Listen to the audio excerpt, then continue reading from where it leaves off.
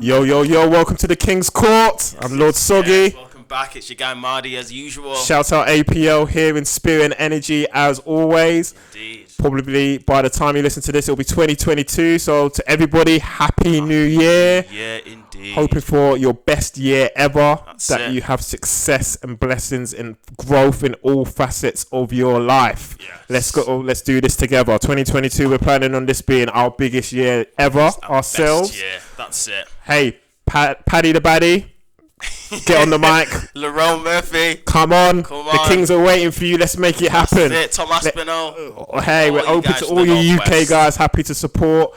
Indeed. Happy to watch your success and continue to commentate on it. I'm going to love you to get on the mic. Well, let's go. UFC 270. Who we got? It's going to be a big one. It's going to be a big one. Francis Ngannou versus Ciryl Gane. It's tight. It's very tight. And we did some predictions on it previously, and I don't know. I really don't know. I like both of them. Yeah, same. That's the thing. I like, but I do.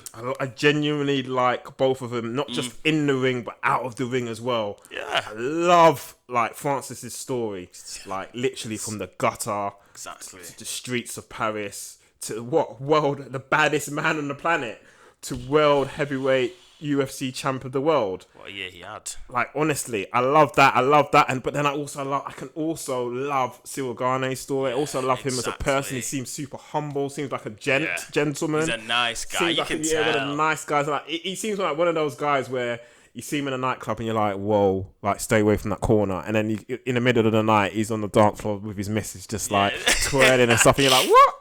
And with his twinkle toes, He's a calm schmoozing, like it's just a calm Parisian dude, smooth with it. Family man like myself. He's got, I believe, daughters as well, so I can relate to that. I just love that. I love that about both of them. Like combined as one. If they were one person, they'd be probably my favorite person on the planet. The fact that they're divided as two and they've got to fight against each other. Yeah.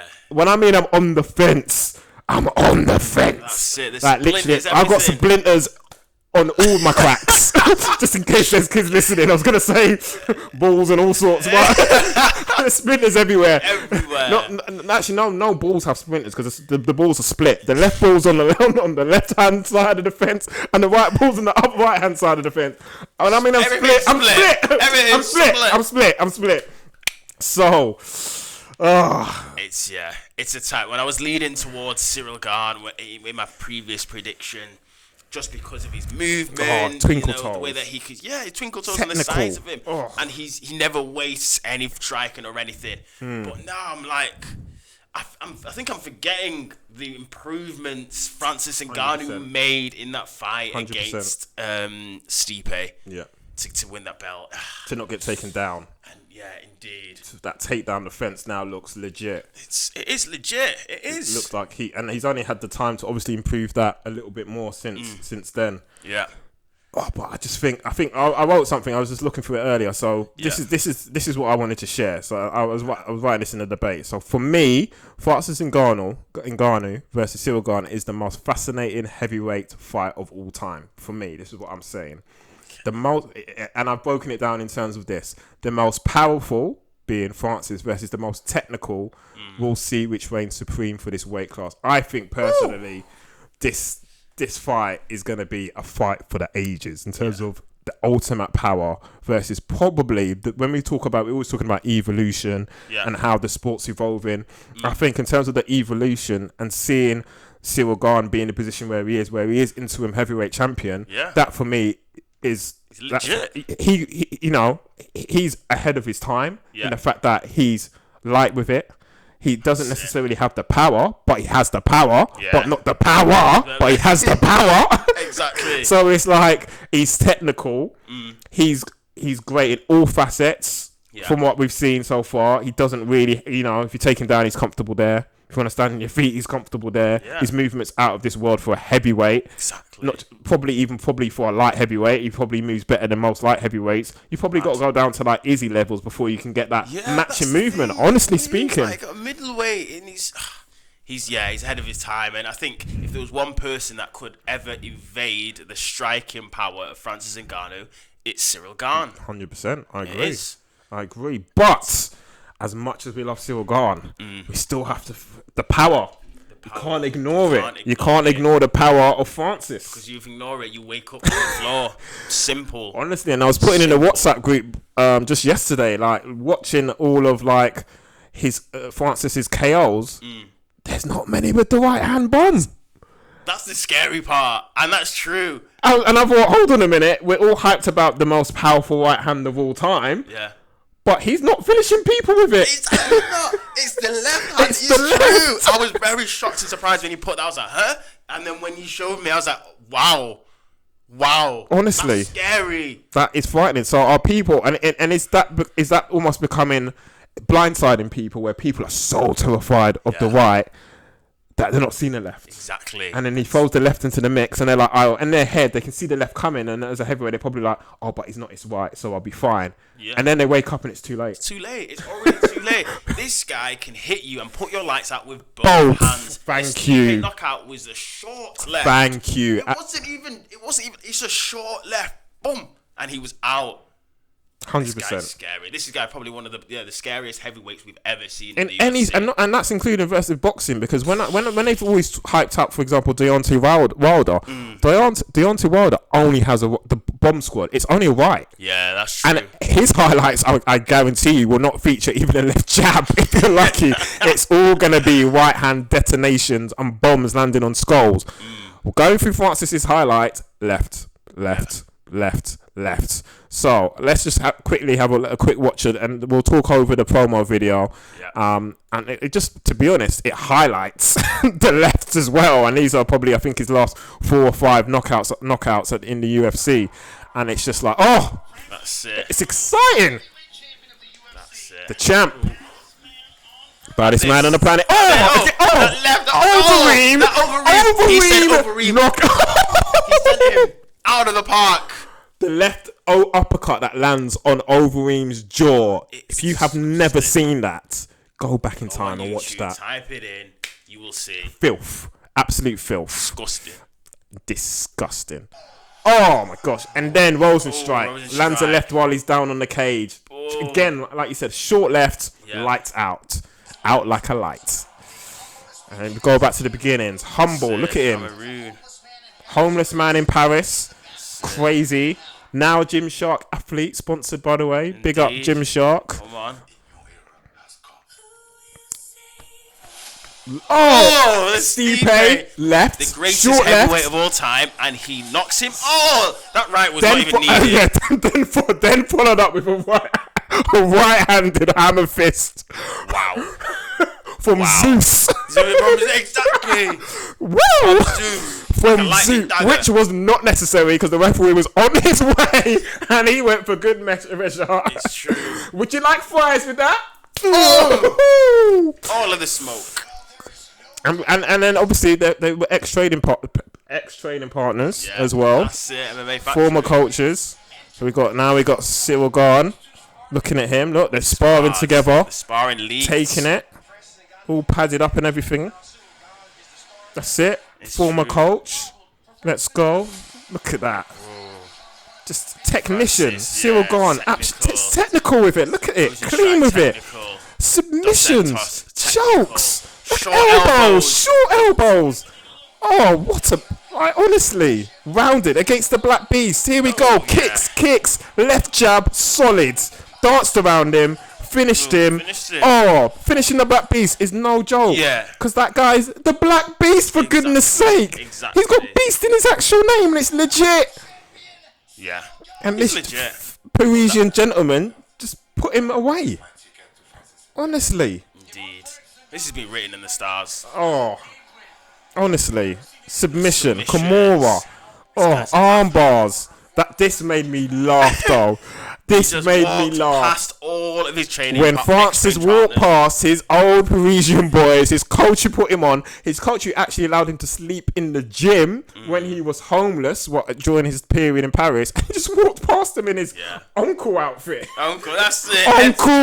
Head to toe, in his uncle drip. Just walked past him. He was probably wearing Jesus sandals as well. I wouldn't even have been surprised if the 100%. Jesus sandals were being rocked with that. 100%. And he just walked past, and Ciryl Gane's face was like, "Yo, bro, like, what's happening? We used to be homies. What? Exactly. It's like that now." Exactly, and this is what we're hearing from. That's what we're hearing. And Ngannou actually is a bit of a dick. I heard he's a bit of a DICK and a bit of a diva. Yeah, and I've heard he's. And again, you don't want to believe it because you're like, how much of this is just haterade and people hating. But even Uncle Dana's like, he needs to look at the people that are representing him because this is officially his last fight on his contract. If he wins, then he has to fight again. Yes. So there's apparently Dana alluded that there's a champions clause. So you have to basically, if you're the champion, you have to give one fight's notice. So even if he's given his notice now, he still needs to fight again if he defends the belt successfully, and that's contractual. So if he loses, he's not really putting himself in the best position in terms of negotiations, is he? Exactly. So I'm hoping between now and the 22nd of Jan, this can be sorted out because it will be a shame. God, oh, scary. Oh, look at that knee from Ciryl Gane. Knee finish. Only one of them can be king, baby. Oh, baddest man on the planet. Oh, why? This is it's a fight. It's for me. It's probably going to be one of the greatest fights in heavyweight history.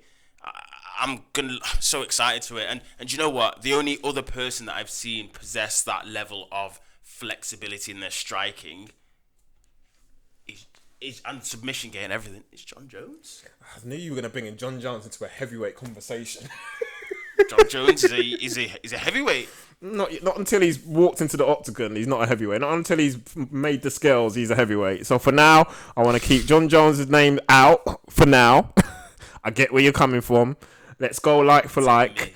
Let's go like for like. Okay. Let's talk heavyweight for heavyweight. Let's talk. Do you know what? I would have to go in terms of like the movement, and I still think Ciryl Gane's another level, but at heavyweight I'd have to go with DC's boy when he was champ. Remember when DC didn't make the jump? Remember when? Yes, I'd have to go with Kane.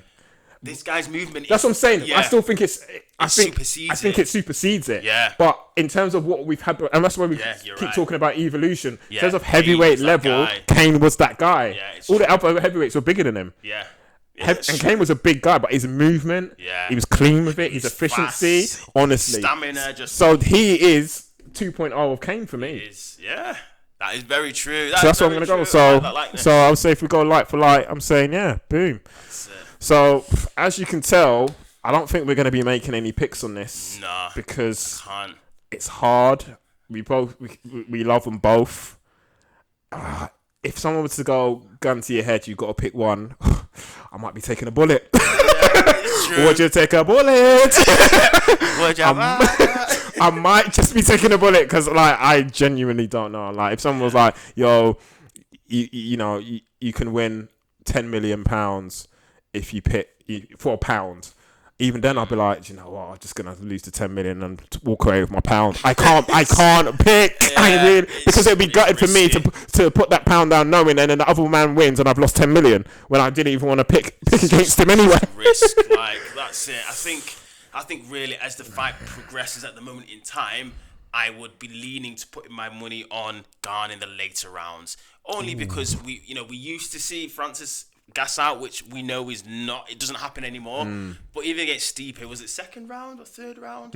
We've not seen him still yet in those later rounds. In the championship rounds, exactly. Good point. Gane can do that. I think he can live there comfortably. Exactly. While everybody's fresh, while the power is still there. Yeah.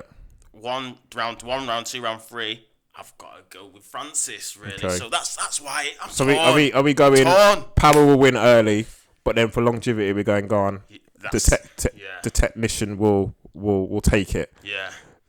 You can pick him apart. If it goes to a decision... I was going to say, if it goes to a decision, I don't see Francis taking it. Yeah.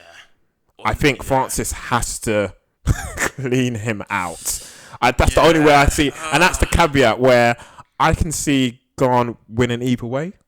I think not necessarily in one shot, but with the technical ability that he has and how he wins fight, the accumulation making him quit and potentially even submitting him. So if I'm honest, there's more keys to victory for Gane for me.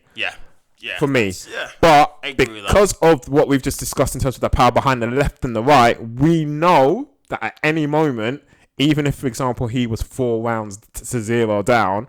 If that lands and Gane ain't ready for it, I don't care who you are. You're going to sleep. It's game over. Done. So that for me, just that equaliser. Despite that, I think Gane's just got too many keys to victory. I think he could submit him. I think he could accumulatively finish him with punches. I think he could win on decision. So does that mean I'm going Gane? Not necessarily, because I agree with everything that you're saying. But in my head, I still see loads of scenarios where Ngannou stops him. When Ngannou catches him, doesn't like it. I think I've just talked myself into Gane. I think I've just nudged. 51. I think my left ball is just encroaching. It's just encroaching. I think I'm now 51-49. I think with more keys to victory, I think I'm going Gane. But again, I'm not counting Francis out Well, I am one bit, but we're saying 1% only because Gane, I think, has more ways to win it. And it's a weird one. I did say Gane before today's episode, but I don't know. But I think people do not sleep on Ciryl Gane, and I think that's what a lot of the fans have been doing, especially against Derek Lewis. Really? Yeah, they've been sleeping on him. This guy, let's tell you, this guy is legit. We said it a good few episodes back. I think in the summer, I was saying, like, he's legit. It's true. I think one of the kings said Derek Lewis. The king that might not be the one not today, present with us right now. Not naming any names. There's 3 kings. There's 2 here. I'm Lord Soggy. This is Marty. You know?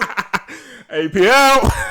So, but I'm sure you'll correct us if we got that one wrong. Yeah. If not, humble apple pie for you, dear king. Indeed.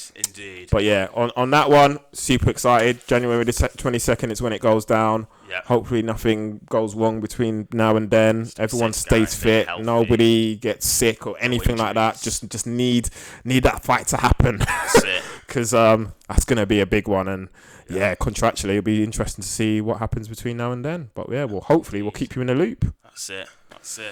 And then, obviously, it's a double title night that night. That's it. The trilogy fight. We have indeed. The king of the flyweights. And plus, look at this. Woo! UFC flyweight title. We've got Moreno, Brandon current champion, against Figueido. Is it Figueido? Is that how you pronounce it? Figueido, former champ. God of War. Both absolute animals. Beasts. Oh my gosh, this is going to be a great night. They might only be like 5'6", 5'7", but those guys are just animals. The UFC love a great promo video, don't they? Getting us all hyped up. Hit it every time as well. Oh, where are we going with the flyweights? I could, again, you were saying this before, I could watch both of these guys. Oh, just go at it. Once every 3 months. Once every 3 months. Just bang. Yeah. I think Moreno, he's surprising because he's doing stuff. It's like when he had a first title shot, he didn't win, but it was a very good fight. Yeah. And then he's just come on leaps and bounds. It's similar to Cejudo's come up. Cejudo had a first title shot, he didn't win. Yeah. But then his rise up for that was just phenomenal. 100%. And I think Brandon Moreno is just doing something different now. I think he's got it in him just to finish Figueiredo as well. Yeah. And Figueiredo is a nasty guy. Nasty. So honestly. But had they not fought the first 2 times already, I'd be like, Moreno, what are you even talking about? Like, honestly. Because Figueiredo, for me, was had they not fought the first 2 times, and this was their first fight, I'm picking Figueiredo. I'm Had the first 2 instances not happened, 100%. I'm like, it's not even close. Yeah. Honestly, now, I agree. Figueiredo is absolutely nasty. Like the kicks, the punches, the submissions, everything about him, the speed. He's absolutely nasty character. And like in the ring, you can just see it. Like, and he's even outside the ring, he started to get a little bit chippy with it, like a little bit. Brandon was a little bit more respectful. Like Figueiredo, you could see he was like Brandon's presence was getting underneath his skin somehow, and I was very surprised to see that actually the level of respect was still there at the end because he started to get a little bit chippy with it. Yeah. Now, I'm going Brandon fully. Like, Moreno. I think the fact that he's lived with that beast in the ring twice, he knows and he's put him away, and he's taken Figueiredo's best. I'm like, Brandon's like the only way for me and him it is up. I think Figueiredo's already at the level, and I think he's hit the level. I can't really see him coming in with any more power, for example, or anything that's going to surprise Moreno. Where he's like, I haven't felt this before. Where I think, like you said, Moreno, and we always talk about evolving. I just think he's just getting better and better and better, and I think he's actually becoming more confident. Like I think he's recognizing that I'm at the level now. Yes, status. Because when you see the embedding and everything up to like since they last fought, and he's there, it's almost like he's shocked to be in the circle of champions. Exactly. He's still starstruck. He's starstruck when he meets other, not just champions, other UFC fighters. Yeah, exactly. He's like, oh my gosh, like, and they're like, no, you're the guy. Yeah, that's it. You're the guy. So I think the more that starts to seep in, and the more he spends time in those circles, he's gonna be like, no, I actually belong here. Exactly. I'm staying here to stay. That's it. And I'm not going anywhere. So I'm excited to see his development. I think it's going to be both fights are going to be exciting. This is going to be the ultimate warm up to the heavyweight brawl that we're expecting. This is going to be a scrap. It is. This is going to be absolutely don't blink. Like the pace the flyweights, the pace these two go at, like let alone flyweights, the pace that these two go at is just phenomenal. Yeah. And it's like, and they're not scared to even get in a phone booth with it and just go bang, bang, bang, bang, bang, bang, bang. Boom, boom. That's at speed. The only thing I would say is, I think Figueiredo did struggle with his weight drop. He cuts a lot of weight to get down to 125. If he can master the weight drop again this time around, but he looks whipped with it. If you didn't watch their fights and you just saw both of them on the scales, again, I'm picking Figueiredo all day. Yeah.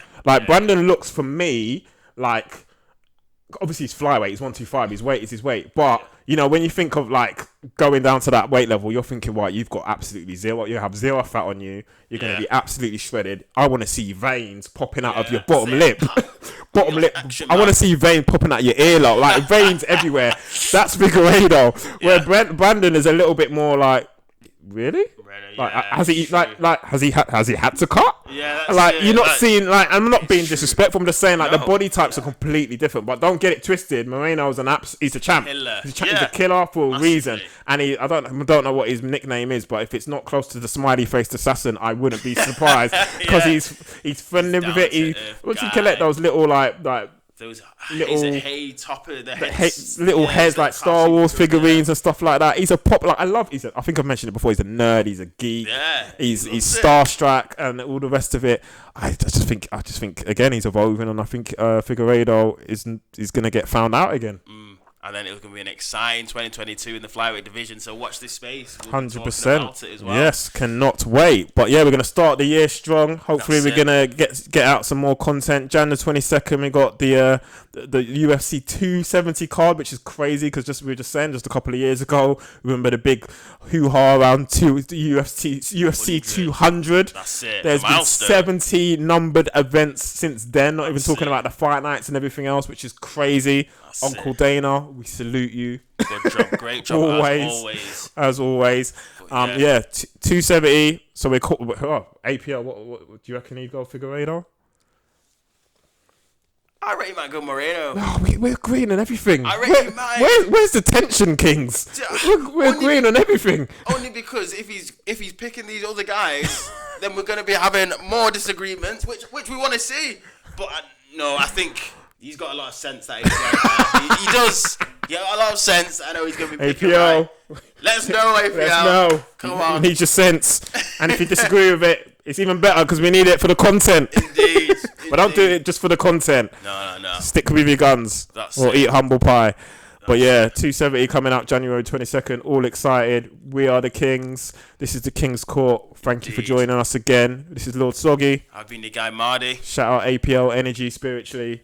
In here. We out. Peace. Peace.